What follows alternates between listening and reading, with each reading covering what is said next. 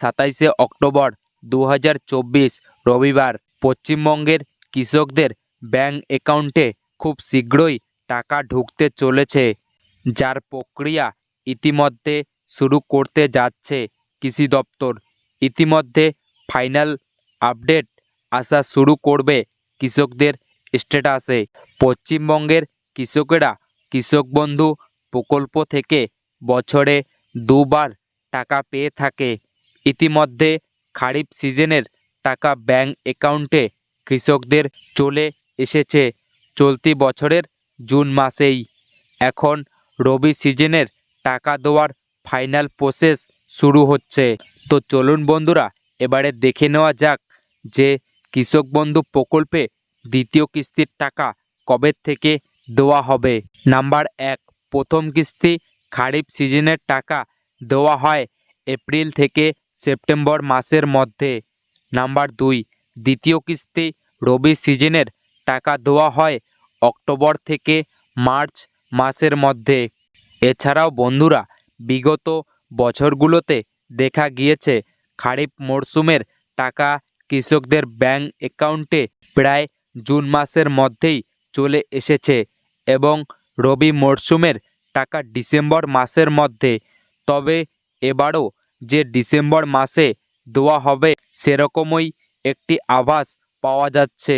দুর্গাপূজা থেকে শুরু করে কালী পূজা বেরিয়ে যাওয়ার পর এই টাকা দেওয়া নিয়ে প্রক্রিয়া শুরু হয়ে যাবে।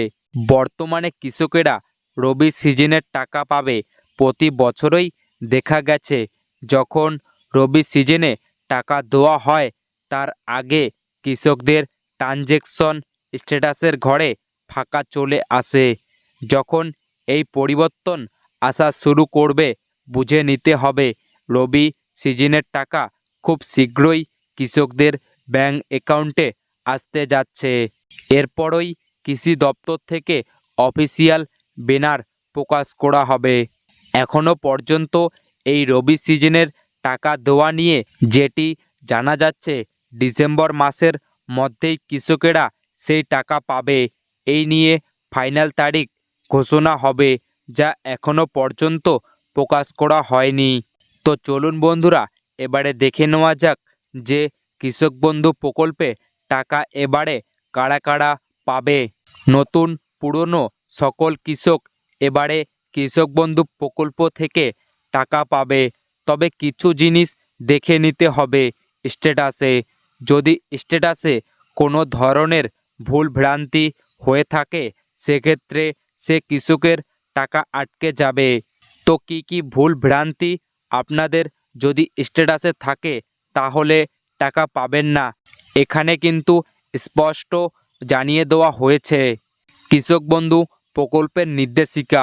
নাম্বার 1, যে সমস্ত কৃষকদের পেমেন্ট স্ট্যাটাসের ঘরে ক্রেডিট নাম্বার এবং আধার নাম্বার দেখাচ্ছে না তাদের অবশ্যই ব্লক অফিস বা বিডিও অফিসে গিয়ে আধার সংযুক্তিকরণের ফর্ম পূরণ করে জমা করতে হবে।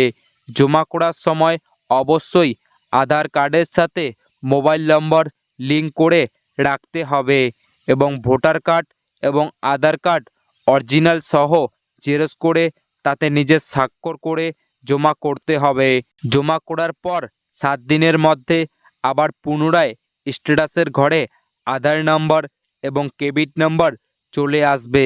নাম্বার 2, যে সকল কৃষকদের স্ট্যাটাসের ঘরে ডিলেট ফার্মার দেখাচ্ছে তাদের পুনরায় নতুন করে আবার জমির সমস্ত নথিপত্র সহ ফর্ম জমা করতে হবে। নাম্বার 3, প্রত্যেক কৃষক প্রতি 6 মাস পর পর ব্যাংকে গিয়ে ব্যাংক অ্যাকাউন্ট নাম্বারের সাথে ইকেওয়াইসি চেক করে নেয়। প্রত্যেক কিস্তিতে দেখা যায় এই ইকেওয়াইসি না থাকার কারণে অনেক কৃষকরাই টাকা পান না। নাম্বার 4, প্রত্যেক কৃষকদের আধার কার্ড নাম্বারের সাথে মোবাইল নম্বর লিঙ্ক করতে হবে এবং যাদের আধার কার্ডে নাম জন্ম তারিখ ভুল রয়েছে তারা যেন অবিলম্বেই আধার কেন্দ্রে গিয়ে কারেকশন বা সংশোধন করে নেয়। নাম্বার 5, যদি কোনো কৃষক ব্যাংকের অ্যাকাউন্ট নম্বর পরিবর্তন করতে চায় অর্থাৎ নতুন ব্যাংকের অ্যাকাউন্ট নম্বর যুক্ত করতে চায় তাহলে অবশ্যই ব্লক অফিসে গিয়ে নতুন পাসবুক